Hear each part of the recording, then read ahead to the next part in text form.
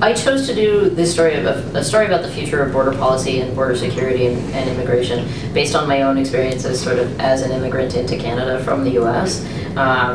And also having done my second master's is a strategic foresight and innovation degree from the Ontario College of Art and Design, and I did my project on the design implications of the future of border security, and this was and as part of that I participated in the Border Town Design Studio, which is a 10-week event thing that happened in 2011. We exhibited at Detroit Design Festival, blah, blah, blah. And this was one of the ideas that sort of came out of that time. And so when you approached me about this, A, it was really hard to be optimistic knowing what I knew, having done all the research beforehand, but B, it was kind of an irresistible chance to build on that. And one of the ideas that I spoke with Darren Petrucci, who's a professor of urban design and planning at ASU, he was my contact, was about the future of border towns and the future of sort of sponsored communities and planned communities. We talked a lot about Celebration Florida, which is Disney's town down in Florida,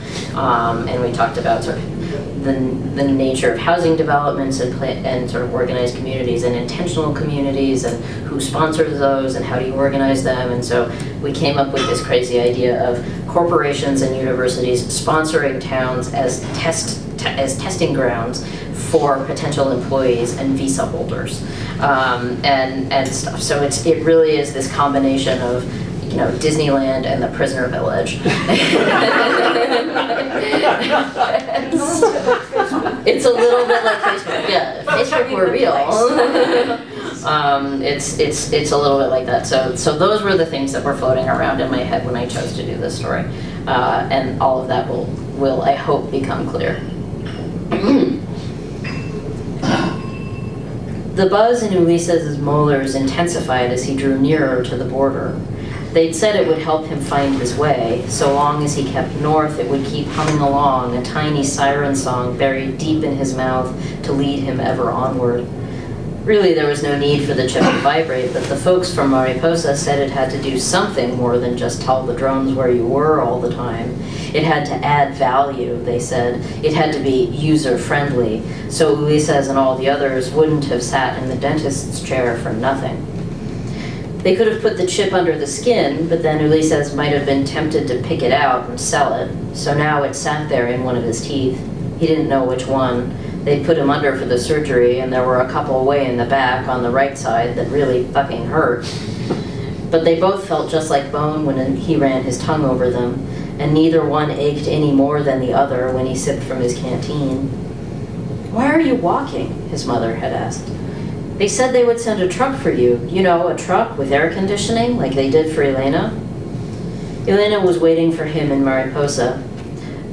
Apparently they processed women differently, something about establishing baseline reactions, hormones. That was the official explanation. They needed more than the 3-month probationary period with women because the pheromone detectors positioned all through town could be totally thrown by menstrual cycles. But maybe they just wanted to see what the reunion would be like, if it would be romantic enough, real enough. That was what Elena suspected. So she'd stepped up into the truck. She was smiling at him when the locks clicked down behind her. The black trucks that rumbled down from Mariposa had no drivers. Their doors locked automatically. They could take you anywhere, and you couldn't do a thing about it. To him, getting inside one of those things sounded like a pretty stupid idea, and technically, they hadn't said he couldn't walk in.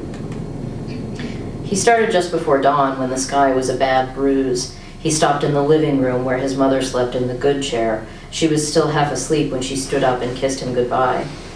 "There's extra ammo in the blue tin," he said before he left. "I left the latch open so you can get it open quick." She rubbed the swollen joints in her hands and smiled at him. "Things aren't like that anymore," she said. "It's better now." He didn't know if she was talking about the war or her arthritis. Either way, he waited until she turned all the locks in the door before starting down the hallway and out of the building. It was not far to Mariposa. The desert was all solar farmland now and much smaller than it used to be. That was what the border looked like now, a river of black photovoltaic cells open like flowers to the sun.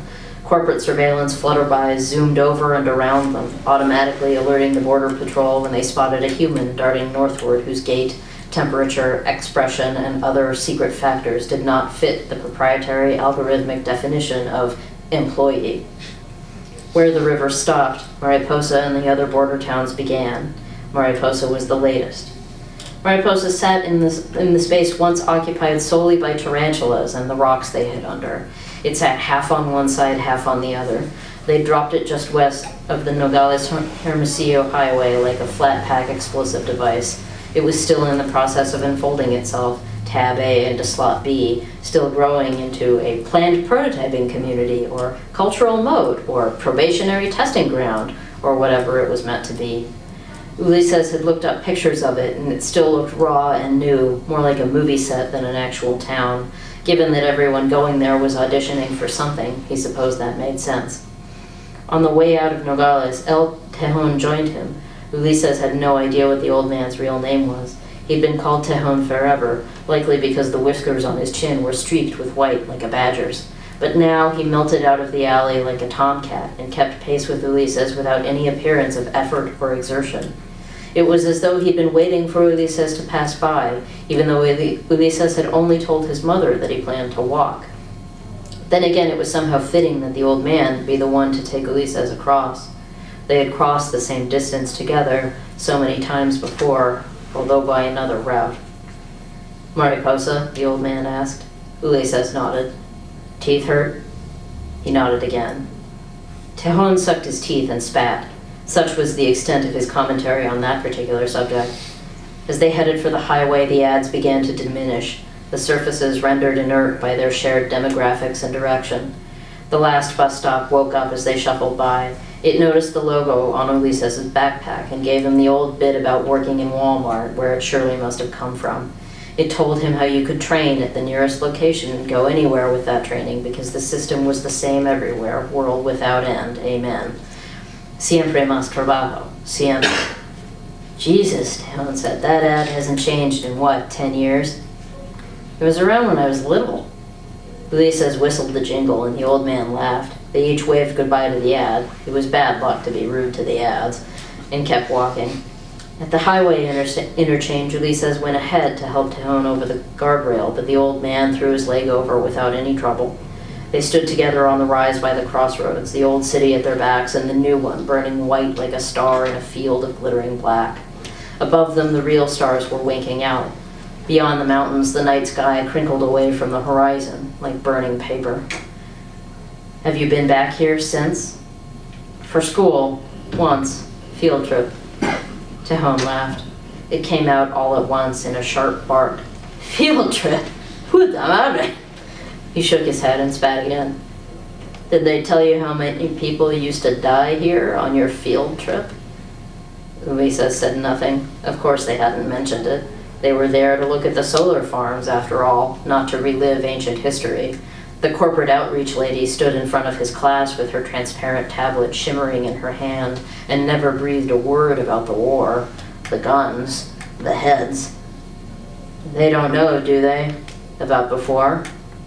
Ulises shook his head. "Well, they'll never hear it from me," Tejon said.